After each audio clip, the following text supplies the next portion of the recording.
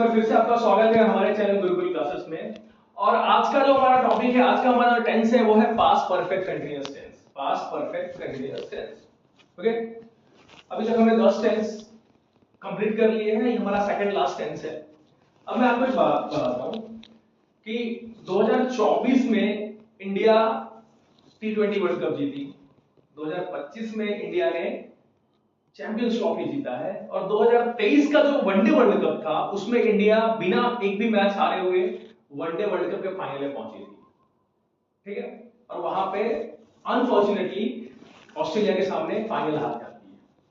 लेकिन आपने इन तीनों सीरीज में जो इंडिया जीती है या ऑलमोस्ट जीते जीते रह गई, इसमें आपने देखा होगा कि खेलने का स्टाइल जो है वो चेंज हो गया था, स्पेशली कैप्टन रोहित शर्मा का। तो मैं आपको बताऊं कि 2023 से पहले वाला जो T20 वर्ल्ड कप था उस समय इंडिया अच्छा नहीं कर पाई थी, और उस समय ही रोहित ने एक माइंडसेट बना लिया था कि अब मुझे कैसे खेलना है।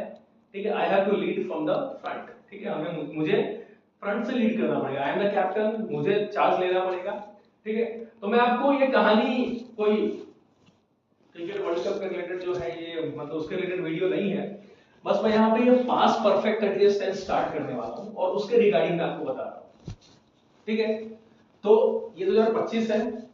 ठीक है, तो आज जिस अप्रोच से टीम खेल रही है, कैप्टन खेल रहा है, उस अप्रोच की शुरुआत जो है वो 3 साल पहले हो गई थी।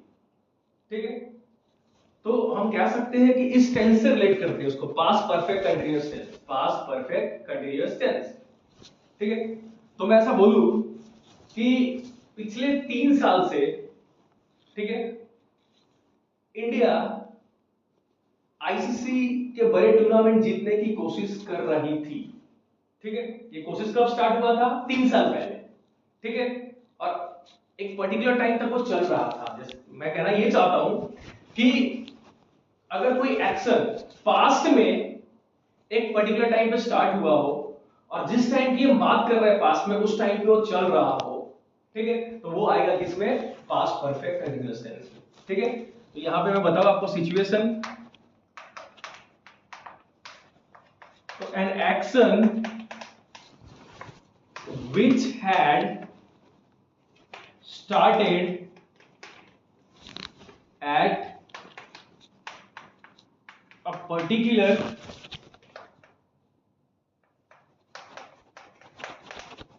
time period in past and was still continuing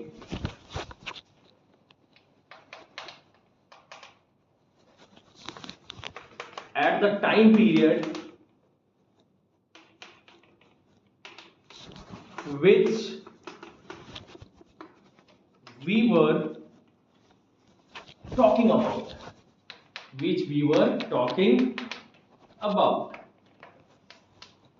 ठीक है, जैसे हम कोई पास्ट की घटना की बात करते हैं ना, जैसे इंडियन टीम पिछले 3 साल से अलग क्रिकेट खेलने की कोशिश कर रही थी।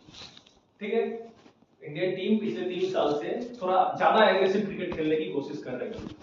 ठीक है, तो हम कह सकते हैं कि पिछले 3 साल पहले ये घटना स्टार्ट हुई थी, और जिस टाइम की हम पास्ट में बात कर रहे हैं, ठीक है, ये प्रेजेंट नहीं है, पास्ट में हम जिस टाइम पीरियड की बात कर रहे हैं उस टाइम पे वो चल रहा था, वो घटना।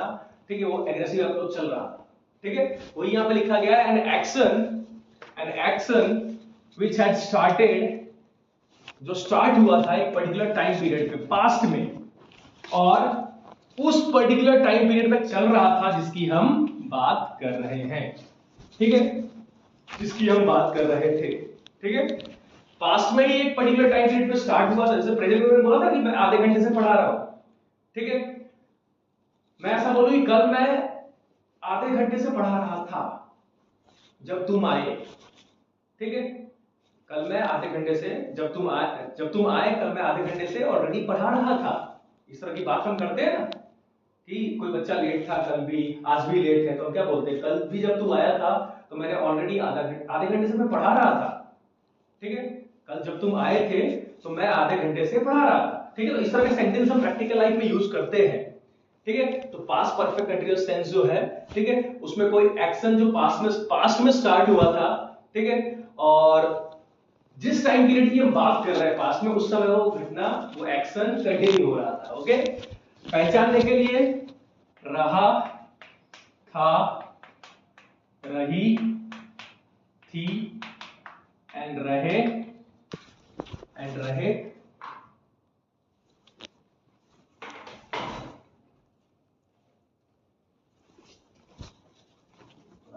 बोलना बंद होता है तुम्हें, मेरी आंखें तुरंत खुल जाती है। एंड रहे थे। ओके, रहा था, रही थी, रहे थे। ठीक है, तो बेसिकली हिंदी में तो आपको ये लगेगा कि ये पास्ट कंटीन्यूअस ही है। मैं क्रिकेट खेल रहा था, अगर ऐसा बोले मैं क्रिकेट खेल रहा था तो आई वाज प्लेइंग क्रिकेट, लेकिन मैं 2 घंटे से क्रिकेट खेल रहा था। ठीक है, तो क्या आएगा यहाँ पे, I had been playing cricket for 2 hours. ठीक है, मैं सुबह के 8 बजे से क्रिकेट खेल रहा था, मैं पिछले संडे को सुबह के 8 बजे से क्रिकेट खेल रहा था। ठीक है, तो I had been playing cricket, I had been playing cricket since 8 AM last Sunday. ठीक है, I had been playing cricket since 8 AM last Sunday. Okay, तो यहां पे आपने देखा कि पास्ट में ही एक पर्टिकुलर टाइम पे वो काम स्टार्ट हुआ था, और जिस टाइम की हम बात कर रहे हैं उस समय वो चल रहा था। ठीक है, चलिए अब बात करते हैं, रूल्स पे आते हैं। ठीक है, वेलकम टू द रूल्स और फॉर्मूला, जो भी आप बोलते हो। ठीक है, तो अगर रूल्स की बात करें, सबसे पहले हम लिखेंगे affirmative rule, then will go for negative rule, and the third one is interrogative rule. Okay, so subject plus had plus been plus V1 plus ing plus object plus since for, object plus since for. Okay, then go for the next one, subject plus had plus not plus been plus V1 plus ing plus object plus since for. Okay, and then we'll go for the third one. We'll start here with had plus subject plus been plus V1 plus ing plus object plus since for plus question mark. Okay, तो ये तीनों आपके rules हैं जो आपको follow करना है when you are doing the translation of this particular tense. इस पर्टिकुलर टेंस के रिलेटेड जो सेंटेंस है उसका ट्रांसलेशन कर रहे हो, तो ये रूल्स आपको दिमाग में रखना है। चलिए एक सेंटेंस लिखते हैं। चलिए सेंटेंस है, कल सुबह 8 बजे से लगातार बारिश हो रही थी। ठीक है, कल सुबह 8 बजे से लगातार बारिश हो रही थी। ठीक है, तो यहाँ पे सबसे पहले हम क्या लेंगे, इट लेंगे। इस तरह के सेंटेंस में हम इट का यूज करते हैं। ठीक है, तो it had been raining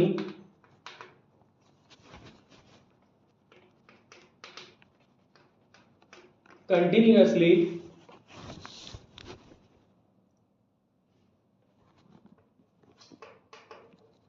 since 8 AM.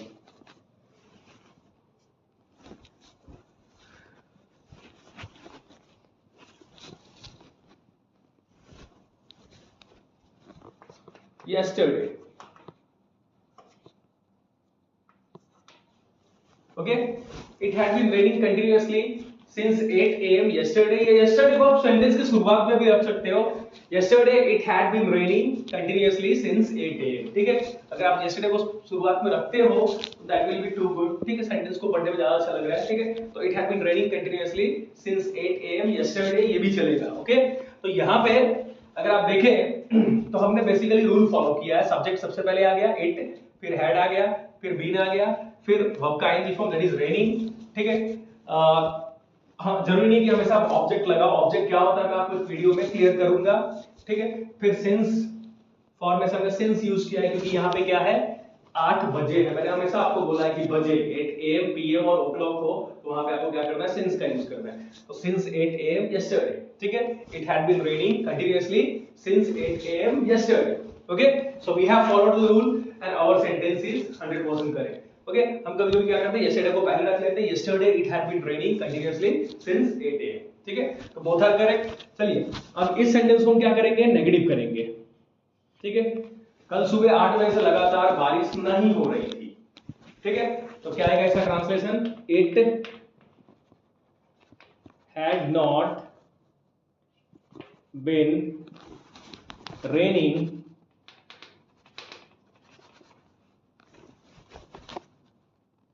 continuously since 8 am yesterday, ठीक है। It had not been raining continuously since 8 am yesterday, या फिर आप ये बोल सकते हैं कि yesterday it had not been raining continuously since 8 am, ठीक है, both will be correct। Then we'll go for the negative interrogative one, ठीक है, हमें क्या करना है, had से स्टार्ट करना है, क्या आएगा यहाँ पे, had it been raining continuously, had it been raining continuously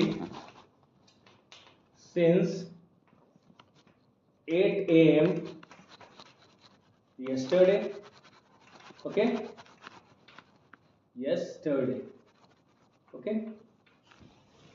तो पहला सेंटेंस जो है वो है कल सुबह 8 बजे से लगातार बारिश हो रही थी, it had been raining continuously since 8 am yesterday, you can use yesterday it had been raining continuously since 8 am, ठीक है।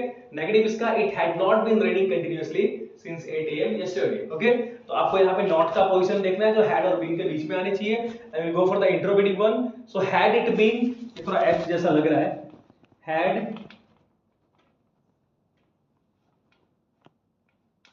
had it been raining continuously since 8 am yesterday, या yesterday had it been raining continuously since 8 am, okay. तो इस तरह से आप rules को follow करके, जो भी मैंने सेंटेंस यहाँ पे बनाए हैं वो सारे रूल्स को ध्यान में रख के ही बनाए गए, ठीक है। तो इन रूल्स को फॉलो करके आप आराम से क्या कर सकते हो, 100% करेक्ट सेंटेंस बना सकते हो। और अगर इसको आप स्पोकन पार्ट में यूज करते हैं, लाइक बहुत सारे लोग होते हैं जो बहुत फटाफट इंग्लिश बोलते हैं, but if a person is aware about the grammar, तो इंसान तुरंत समझ जाएगा कि this person is speaking so fast English but his grammar perfection is not there, okay. But some persons are there who can, like who are speaking English with some patience but they are grammatically correct, okay, so we have to be in second category, okay, because written part में क्या होता है, पकड़े जाते हैं फिर, okay। तो इस तरह से आप देखिए कि हमारा जो ये टेंस है वो खत्म होता है। आई थिंक आपको ये टेंस पूरी तरह से समझ में आया। इस तरह के वीडियोस को देखने के लिए हमारे चैनल गुरुकुल क्लासेस को सब्सक्राइब कीजिए, हमारे वीडियो को लाइक कीजिए, शेयर कीजिए। आप जितना शेयर करेंगे आपका नॉलेज बढ़ेगा। Thank you.